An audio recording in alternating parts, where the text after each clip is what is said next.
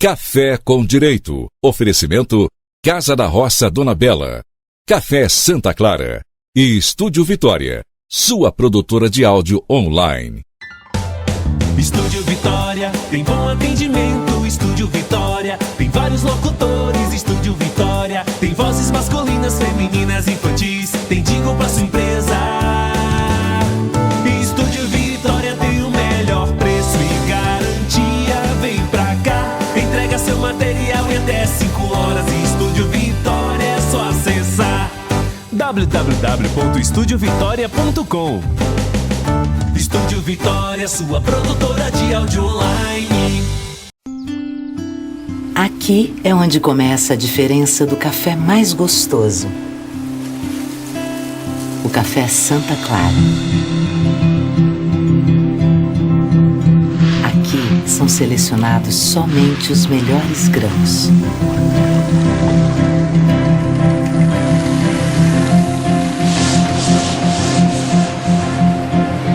Aqui ele é torrado, moído e aqui ele é testado e embalado com a mais alta tecnologia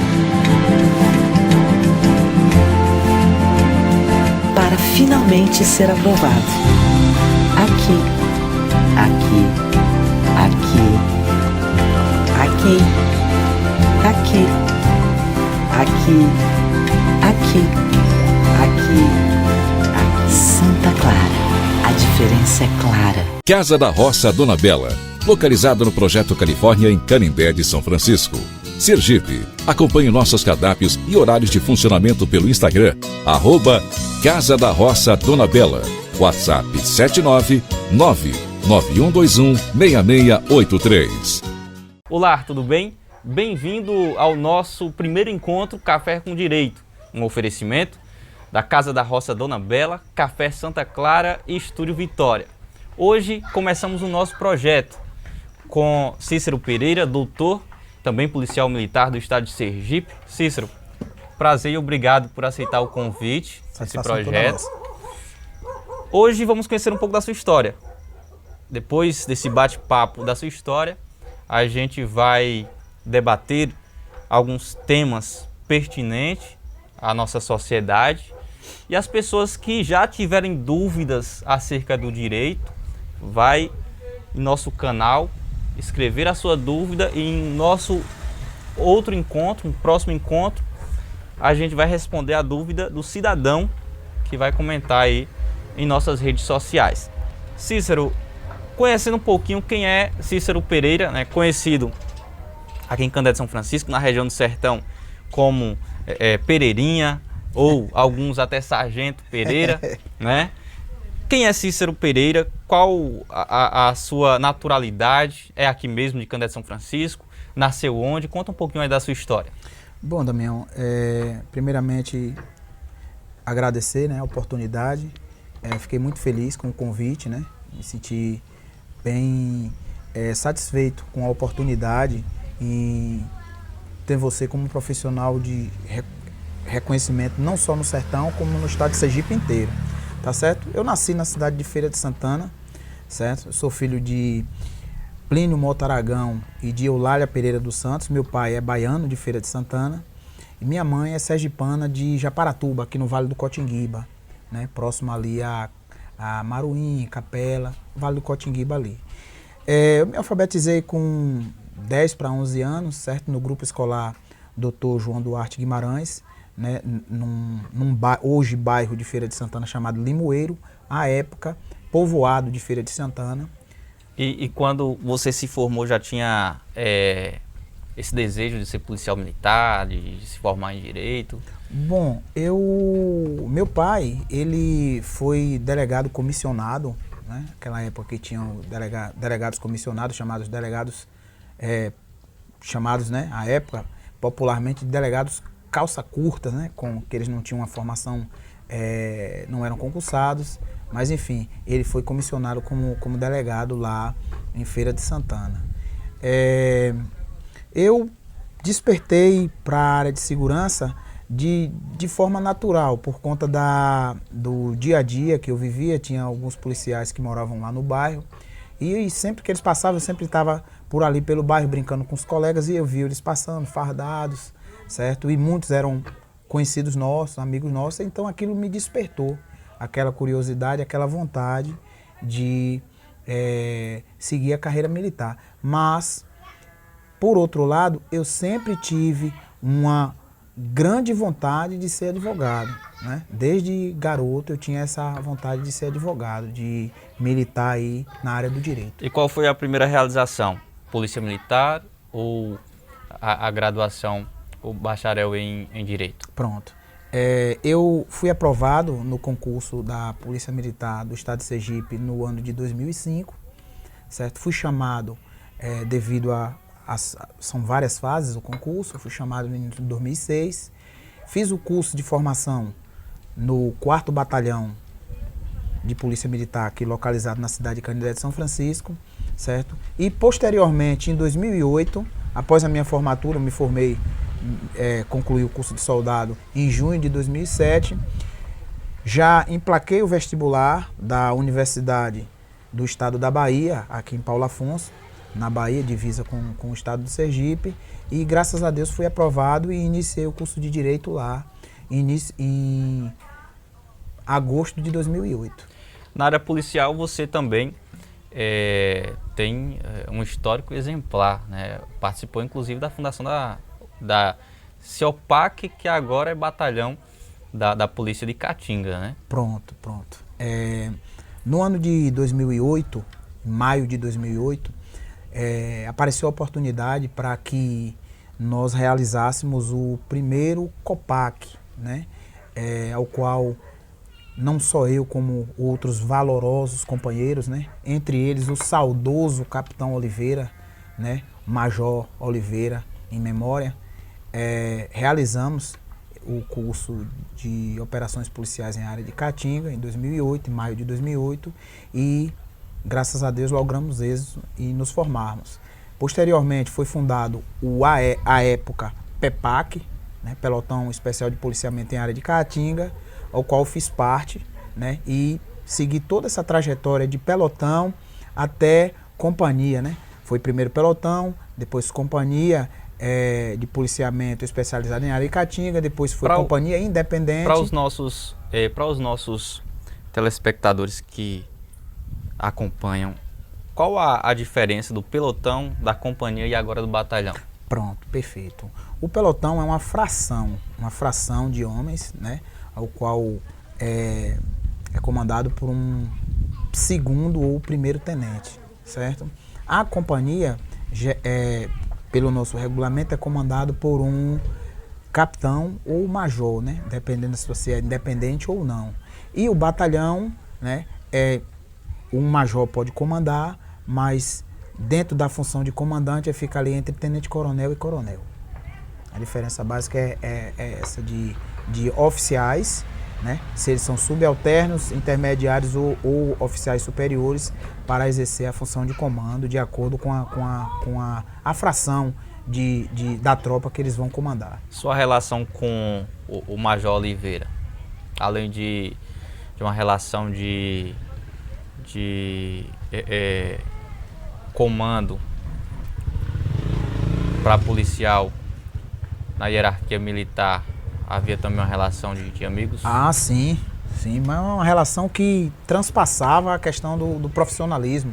Nós éramos grandes amigos, né? Eu conheci o saudoso Major Oliveira quando ele era segundo tenente. Eu cheguei para fazer o curso de soldado, cheguei aluno de soldado, ele era segundo tenente, tinha acabado de ser promovido a segundo tenente, que ele chegou aqui no 4º Batalhão aspirante, oficial, e aí ele foi o coordenador do meu curso de formação de soldados, né? À época não usava nem essa nomenclatura CFSD, era CTSP, né? Era Curso Técnico de Segurança Pública, né? Um modelo que foi trazido do estado de Minas Gerais e foi aplicado aqui em 2005 e na turma de 2006. Então a gente tinha uma relação de irmandade, né? Tanto é que depois que eu me formei, nós trabalhamos juntos durante quase 11 anos lá no hoje Batalhão de Caatinga, né? À época pelotão de Caatinga e posteriormente trabalhei com ele, além do pelotão de Caatinga, trabalhei com ele na companhia de Caatinga, né? Perfeito. Toda história, ela tem pessoas, né, importantes na construção da história de cada uma, né, de cada pessoa. Você construiu sua história, né, de um menino que sonhava para hoje policial militar, também com bacharel em Direito e também, né, na área de língua portuguesa. Quais 3 pessoas que você poderia destacar em sua história que sem essas 3 pessoas hoje você não estaria aqui? Rapaz, a pergunta, você tocou num assunto assim bem... Na verdade eu fiquei um pouco emocionado, né? Porque na hora que assim vem várias pessoas na cabeça, mas assim, eu destaco 3 pessoas que me ajudaram a chegar até aqui, né? Minha mãe, né? A saudosa Eulália Pereira,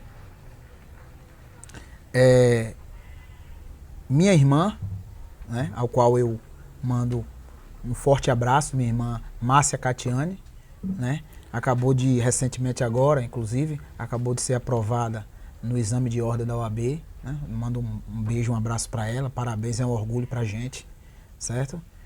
É uma pessoa que... Na próxima ocasião vamos tomar um café com ela, né? Com certeza, não vai faltar oportunidade. E assim, a outra pessoa que eu não posso deixar de falar é justamente o Major Oliveira. Foi uma pessoa que quando eu precisei, ele estava lá e me estendeu a mão e segurou minha mão e graças a Deus aqui estou. Uma frase, Cícero, que você definiria a sua vida. Hoje você tem quantos anos?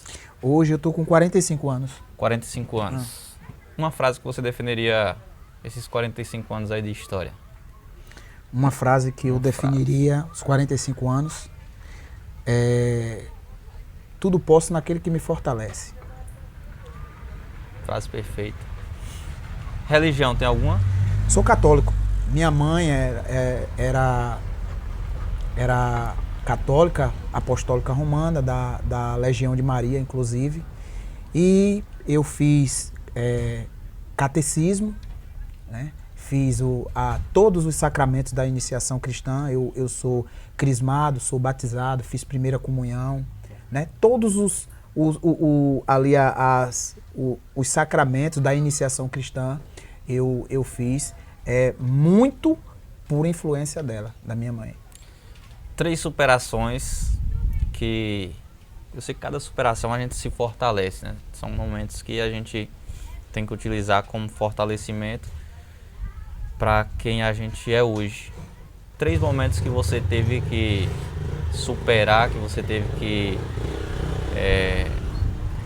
talvez rever, né? Se redesenhar, né? Por exemplo, a gente que é da comunicação, a gente vive em um momento que a cada instante surge uma novidade tecnológica e a gente, enquanto profissional, precisa estar se reinventando. 3 momentos aí de sua vida que você ou teve que se reinventar ou superar. Pronto. O primeiro momento que eu tive que me superar foi a partida da minha mãe, né? No ano de 2005. Alguns dias antes de eu receber a notícia que eu tinha sido aprovado no concurso, certo? Ela partiu e não tive como partilhar dessa alegria com ela. Então foi um momento muito difícil para mim. Logo após, eu tive que viajar para cá para iniciar o curso de formação, certo? Então fiquei longe da minha família, tinha acabado de perder minha mãe, então foi um momento muito difícil para mim. Então eu tive que me superar bastante. O segundo que me devastou, né? Foi a perda do nosso saudoso Major Oliveira. Isso é uma... Nessa época você ainda estava... Eu ainda estava lá, né? saí de lá em agosto de 2019, né? Ele faleceu em abril de 2018. Então foi um momento muito difícil para mim, né? E não só para mim, para a minha família também, porque ele era padrinho do meu filho, né? É padrinho do meu filho, Enzo Gabriel, tem 6 anos. E então, seu fã também, né? Eu tive a oportunidade de acompanhar o Enzo em algumas palestras que você desenvolveu, ele não saía do seu lado. Isso, o Enzo Gabriel é um campeão, né? Campeão. Meu filho é um campeão pela história dele. E o terceiro momento foi a questão as dificuldades que a gente enfrenta no dia a dia por conta de julgamentos, né?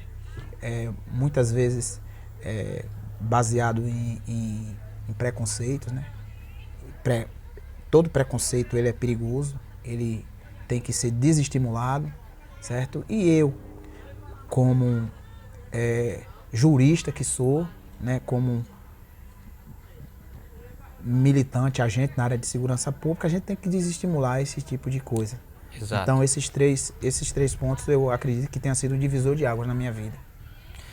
Quando você estava na Caatinga e aí aconteceu esse incidente com o Major Oliveira, algum momento houve um medo de permanecer? O policial militar ele é um servidor, né? Ele coloca a vida dele à disposição da sociedade.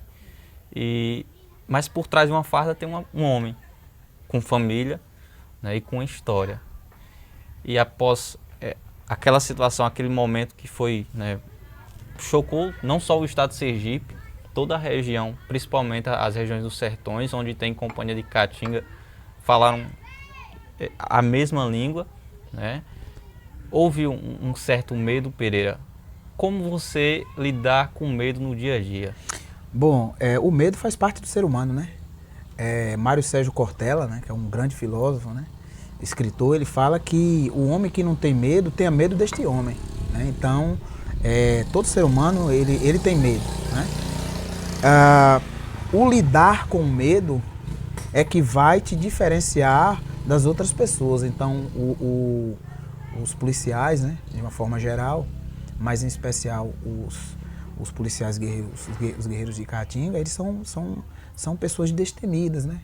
Então, a própria peculiaridade, a própria especificidade da formação deles os preparam para isso, ou nos preparam para isso. Eu vou me inserir porque eu sou um guerreiro de Caatinga, né? Então, eu costumo dizer isso, que a gente se forma justamente para isso, para que a gente possa lidar com o medo da melhor forma possível, digamos assim, né?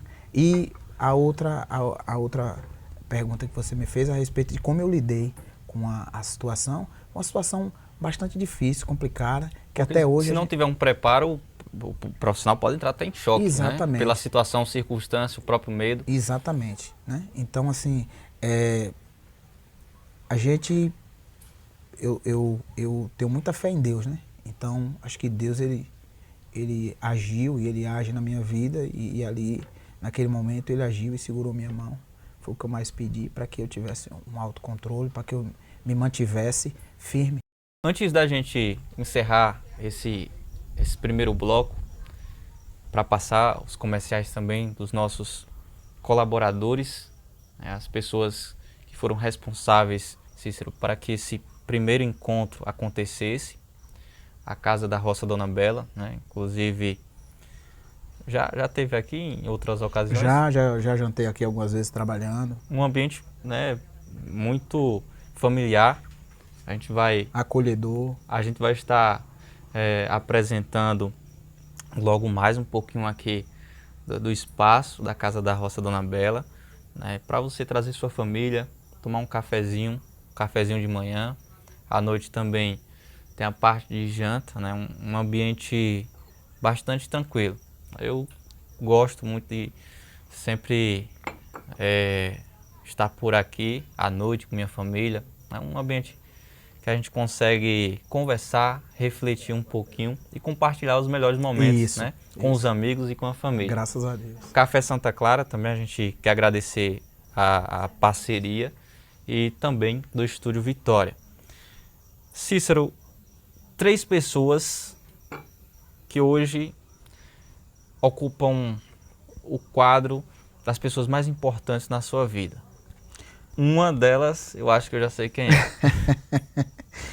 é. Pronto, você acertou. A primeira.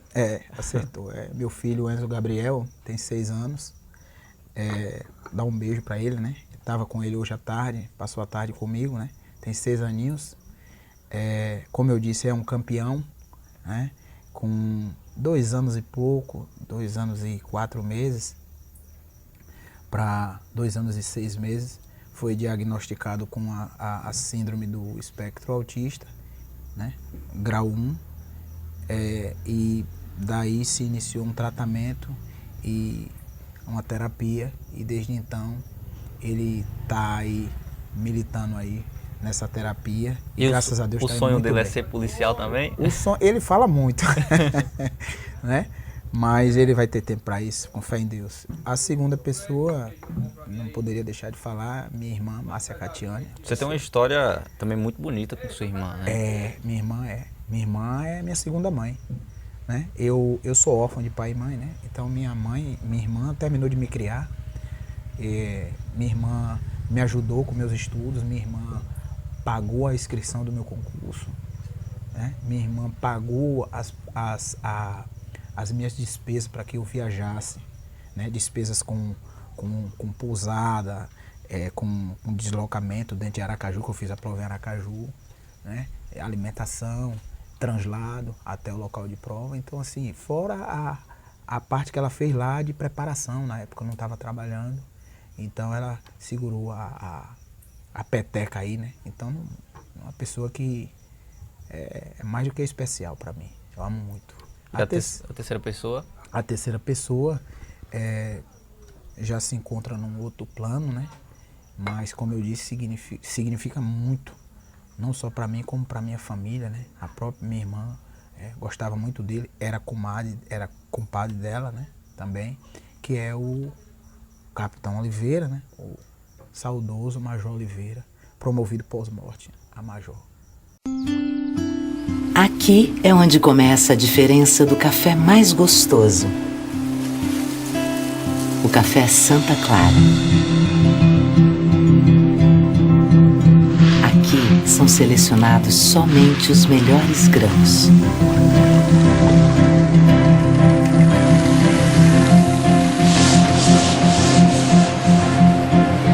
Aqui ele é torrado, moído e aqui ele é testado e embalado com a mais alta tecnologia. Para finalmente ser aprovado. Aqui, aqui, aqui, aqui, aqui, aqui, aqui, aqui, aqui. Santa Clara. A diferença é clara. Casa da Roça Dona Bela, localizada no Projeto Califórnia em Canindé de São Francisco. Sergipe. Acompanhe nossos cardápios e horários de funcionamento pelo Instagram, @Casa da Roça Dona Bela. WhatsApp 79991216683.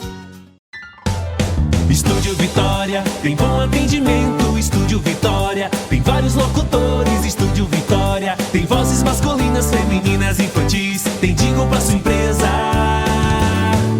Estúdio Vitória tem o melhor preço e garantia. Vem pra cá, entrega seu material em até 5 horas. Estúdio Vitória, é só acessar www.estudiovitória.com.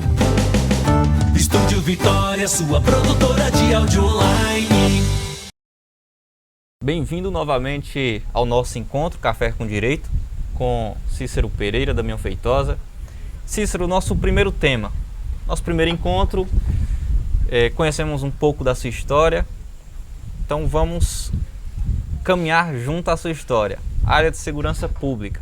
A área de segurança pública é uma área muito extensa, mas a gente vai especificar aí no dia a dia policial, no dia a dia do policial. Eu tive a oportunidade e tenho a oportunidade de acompanhar um pouco o trabalho do 4º Batalhão, né? Já são 5 anos que eu acompanho, os últimos 2 anos mais intenso, acompanhando inclusive algumas operações. Participei contigo de uma campanha solidária do 4º Batalhão, né? Da entrega de cestas básicas, que é um outro, né? Um outro ponto, que a Polícia Militar também tem o seu lado solidário. Mas vamos na área da segurança pública. Primeiro, quais são os desafios hoje de um policial militar? Bom, os desafios são vários, né? A gente, desde a questão do aumento da criminalidade, né? Do aumento da criminalidade, como a questão da falta de arcabouço jurídico que venha a blindar ou proteger mais os policiais, de uma forma geral, em particular os policiais militares. Então, dentre vários desafios, eu acredito que esse é um dos grandes desafios que os policiais militares enfrentam, a falta de arcabouço, de leis que os protejam contra o próprio Estado.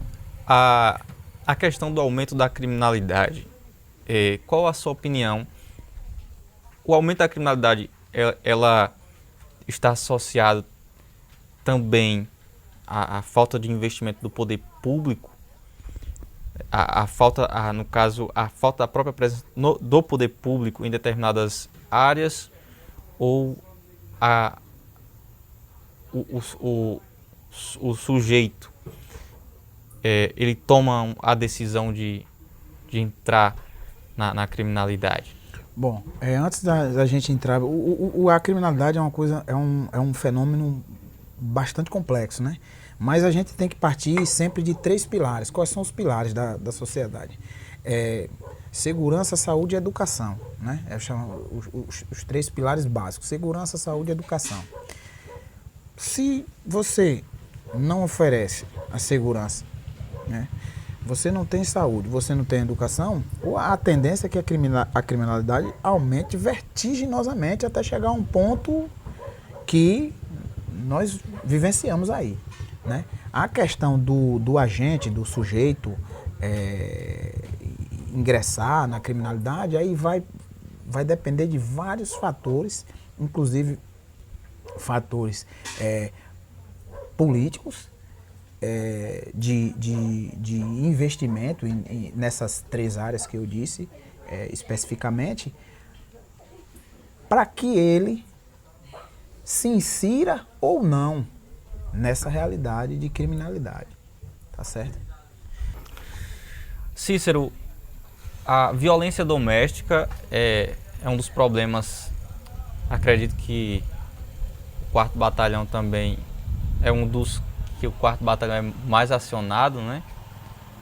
A gente acompanha diariamente várias ocorrências relacionadas à Lei Maria da Penha, inclusive aqui na região do Sertão de Sergipe, né? Essa semana a gente teve um feminicídio referente à Lei Maria da Penha, que é um tema também muito amplo. E um outro café a gente amplia esse debate, mas como a vítima identificar, né, como ela identificar que possa sofrer uma possível agressão, porque aí, né, existem fatores que levam à agressão.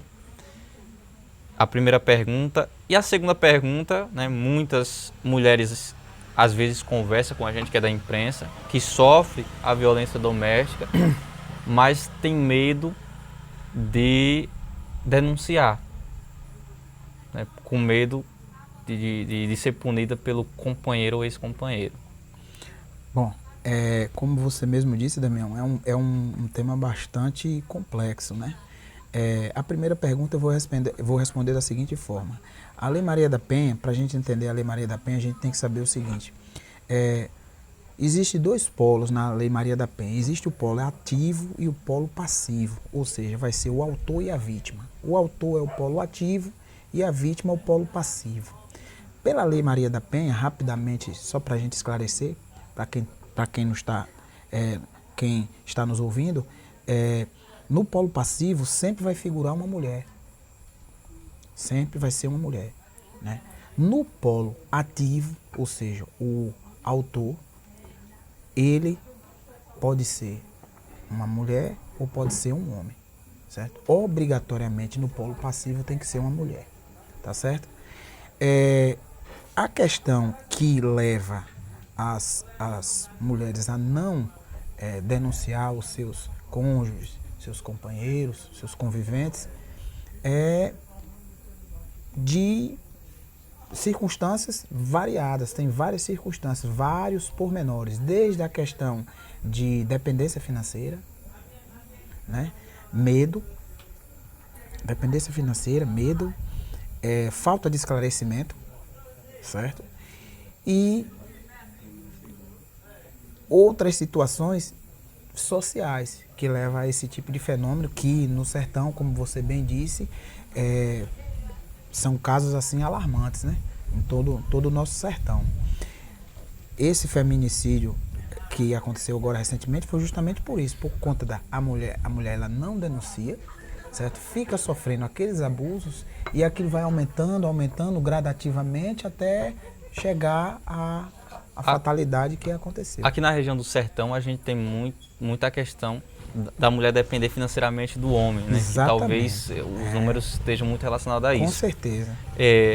O fenômeno da pandemia também aumentou isso, porque a tendência era que as pessoas ficassem mais em casa, né? E isso aumentou também a questão da... Como a mulher, ela pode identificar, porque a violência ela acontece, mas existe, né, várias etapas. Isso. Né? Como a mulher, ela pode identificar no começo que está sendo vítima de violência doméstica. Pronto. Porque ela não é só a questão de apanhar, ser espancada para ser vítima, né? Exatamente. Existe todo um processo, existe, né, várias etapas, né, etapas iniciais que ela pode perceber, opa, aqui eu estou sendo uma vítima, luzinha de alerta, né? E se eu continuar com esse relacionamento, eu posso ser agredida. Exatamente. E a questão é a seguinte, a pergunta bastante pertinente. Um dos primeiros sinais é a questão da pressão psicológica, né? Ela tem que identificar em algum momento se aquela relação, aquele relacionamento, ele é salutar ou não, né? Uma vez ela identificando que não é salutar, ela tem que colocar um ponto final naquilo, até para a própria segurança dela e da família dela, principalmente, né? Então, a primeira coisa a ser identificada é: opa, peraí, essa pessoa me trata bem, porque eu a trato bem, por que ela não vai me tratar bem? O que é que está acontecendo? Né? Por que está fazendo isso? Né? Por que eu estou sendo ameaçada? Não tenho razão nenhuma para ser ameaçada, entendeu? Então, todos esses sinais é que a pessoa tem que identificar, né? A mulher tem que identificar e dar um basta ali, porque se deixar, aquilo ali tende a crescer e fatalmente acontecer o que aconteceu. Cícero, referente às denúncias, a mulher identificando que está sendo vítima de violência doméstica, como proceder? Bom, como a gente já tinha dito, a questão da denúncia é feita principalmente através do 190, né? Que é um número que cai diretamente no atendimento de emergência. Essa pessoa vai ter a identidade preservada, né? É a chamada ligação anônima, né? E aquilo ali vai ser apurado, vai ser devidamente investigado para que a gente chegue aos autores ou propensos autores à prática daquela infração penal. A violência doméstica, como existem diversas particularidades, se o caso for um pouco mais extremo, né, que leve até a morte a uma outra ação, porque às vezes a mulher ela está sendo agredida, mantém contato e outra a uma gravidade, né? Quais a proteção, quais são as proteções ou a proteção, né, que o Estado dá à vítima, né, para que não aconteça o feminicídio? Pronto, perfeito. É a chamada medida protetiva de urgência, né? É uma medida cautelar, o nome já diz, medida protetiva de urgência, de afastamento imediato daquela pessoa, daquele cônjuge ou daquele companheiro do lar, com a intenção precípua de preservar a integridade física dessa companheira, dessa cônjuge, né? Então é a chamada medida protetiva de urgência, né? Aí lá o magistrado ele vai especificar a determinada distância em que esse companheiro, esse cônjuge vai se manter com relação à suposta vítima, né? Com sua experiência profissional, qual a sua opinião referente a essa medida? Na prática, ela funciona? Na prática... Evita o feminicídio? Não, na prática ela é uma medida que ajuda. Eu entendo que ela é uma medida paliativa, né? É uma medida paliativa, porque o cerne do problema não é esse.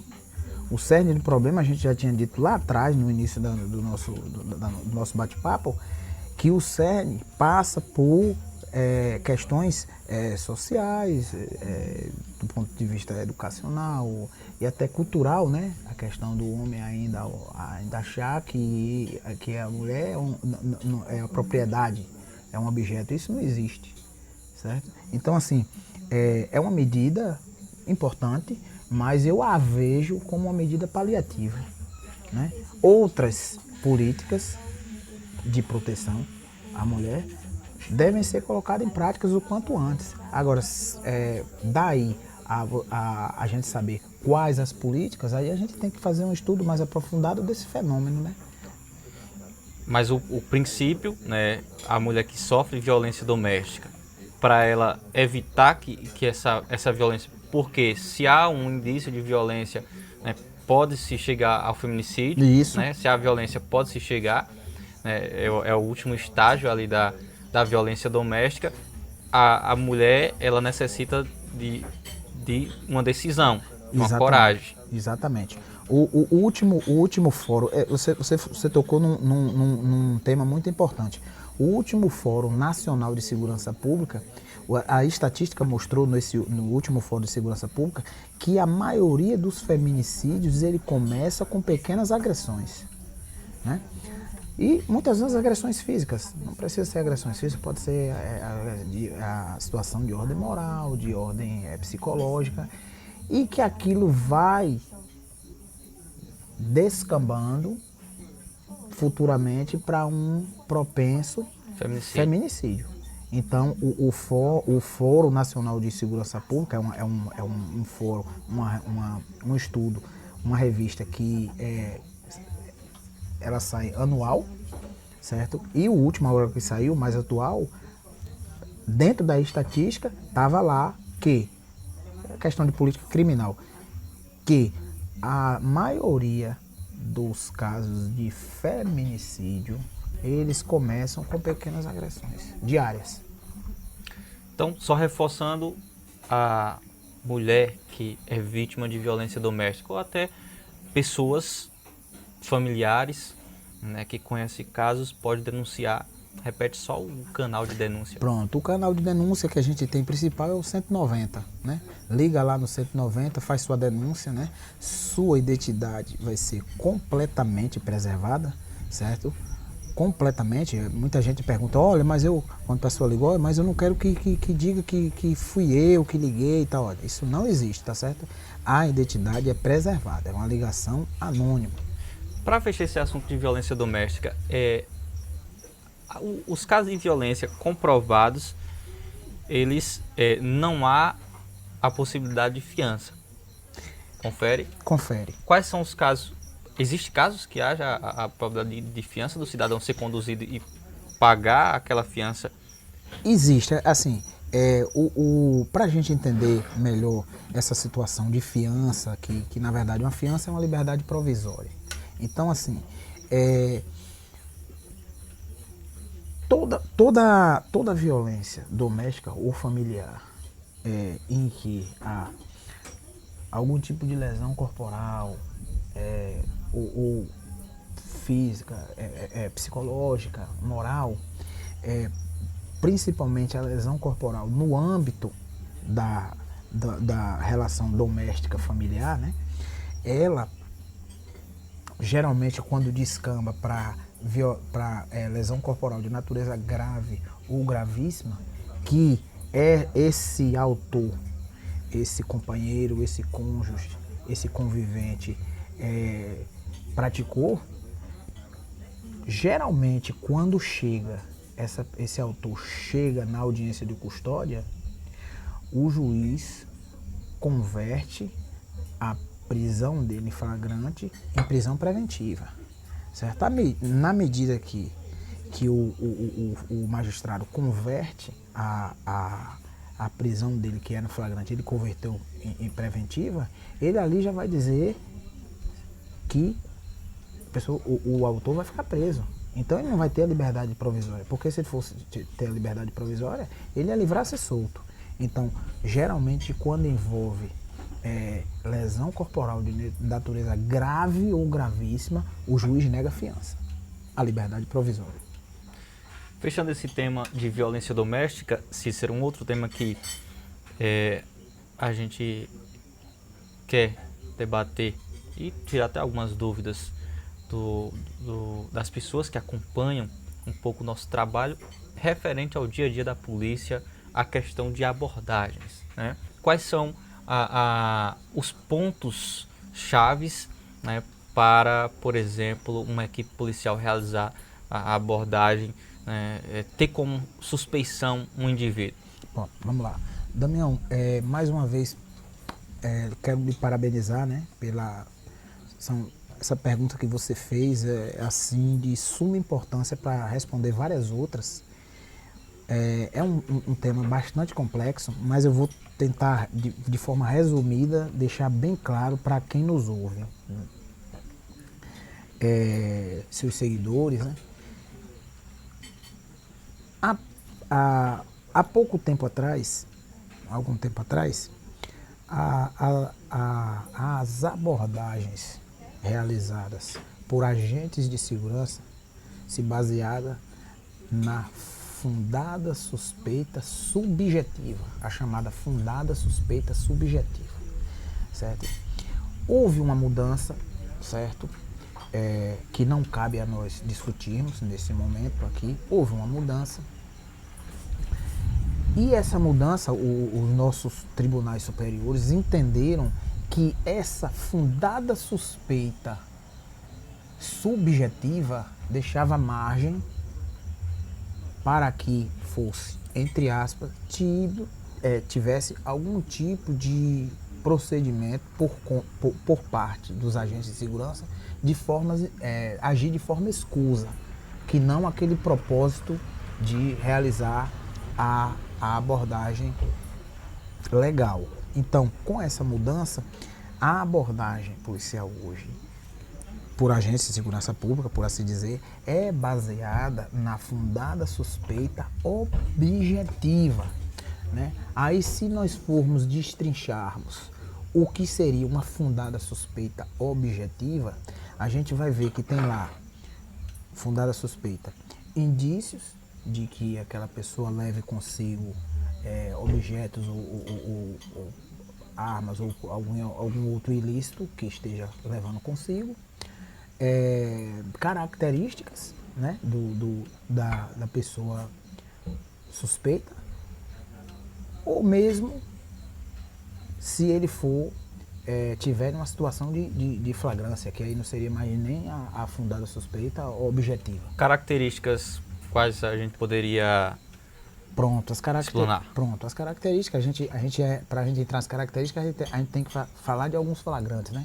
Você tem o flagrante próprio, o flagrante impróprio, o flagrante presumido, certo? Então, a característica uma das características principais é o seguinte: se o sujeito, o autor de um delito, ele acaba de cometer um delito, certo?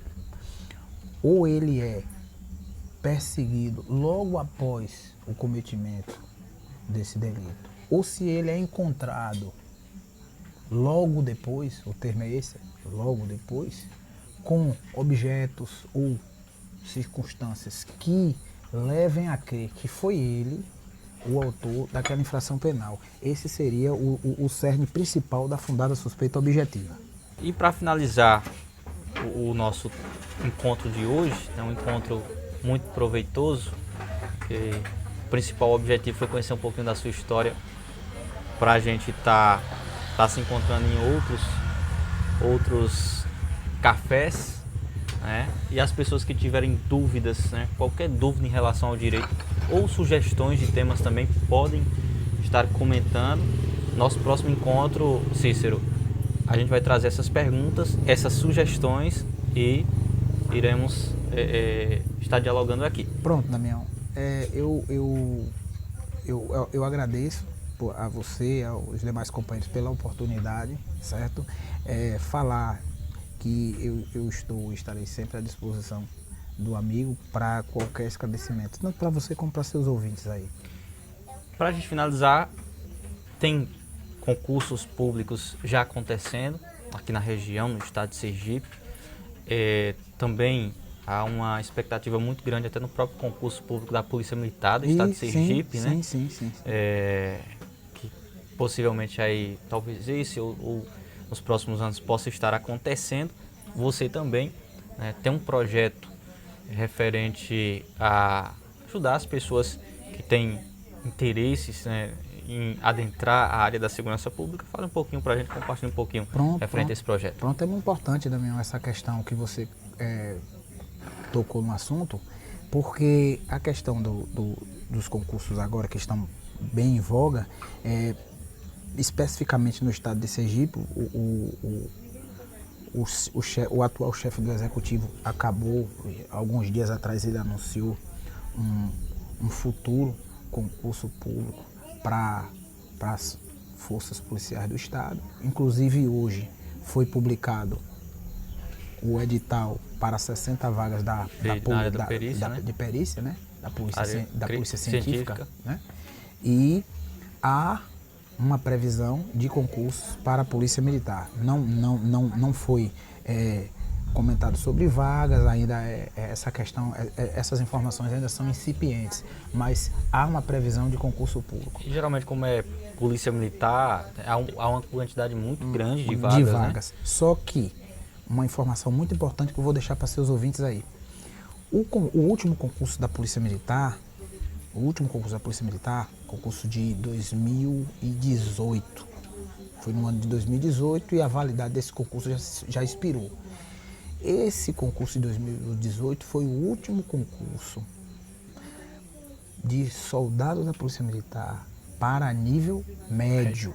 Todos os concursos de agora em diante, tanto para soldados, que duas formas de ingresso, ou o candidato entra como soldado da Polícia Militar ou ele entra como oficial da Polícia Militar, certo? Todos dois são de níveis superiores, sendo que para soldado, nível superior em qualquer área, e para oficial, para se candidatar a uma vaga de oficial da Polícia Militar, obrigatoriamente o candidato tem que ser bacharel em Direito do estado de Sergipe. Alguns outros estados também já seguem essa Pernambuco já segue também essa situação. Importante, né? Importante, porque a tendência é que, né? Exato. Haja até um grau maior de conhecimento,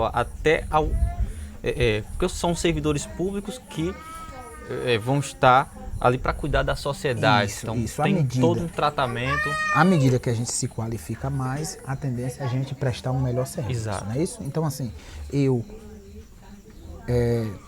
é de seu conhecimento também que eu milito nessa área de concursos públicos, né? Eu sou professor de cursinho preparatório, né? Na disciplina de Direito Penal e Processo Penal Então, assim, a gente tem esse projeto de num futuro próximo, quem sabe, a gente vai estar inserindo um cursinho preparatório para as carreiras jurídicas, né, e policiais aqui em Canindé de São Francisco.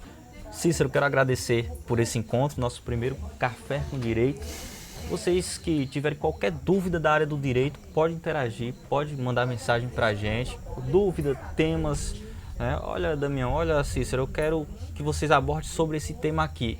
No nosso próximo encontro, a gente vai estar abordando e tirando as dúvidas, né, de quem estiver interagindo. Quero agradecer mais uma vez, certo, pela confiança, pela oportunidade, certo? Agradecer a Deus pela oportunidade de estar aqui, tentando ajudar sempre as pessoas com um pouco de conhecimento que a gente adquiriu ao longo da nossa trajetória e falar, deixar uma mensagem para o pessoal da seguinte forma, para os seus ouvintes. Essa é a nossa missão principal. A missão principal daquela pessoa que milita na área do direito é justamente tentar colocar os desiguais para que eles sejam iguais. Medida de hipossuficiência, pessoas hipossuficientes são pessoas que têm menos condições não têm condições de pagar um honorário de um advogado. A gente sabe que os defensores, eles têm muita demanda, né? É muita gente para um defensor, 2 defensores no máximo. No caso aqui, eu acredito que 1. Então, assim, fica complicado. Então, assim, eu acho que a nossa missão, nós como operadores do direito, é tentar ajudar as pessoas da melhor forma possível a orientar, a esclarecer, né? A encaminhar. Exato. Né? Essa é a nossa missão. E a gente agradece também aos nossos colaboradores desse primeiro encontro, a Casa da Roça Dona Bela, também ao Café Santa Clara e ao Estúdio Vitória. Nos encontramos então em breve no nosso segundo encontro Café com Direito. Cícero, obrigado pelo encontro e pelo café.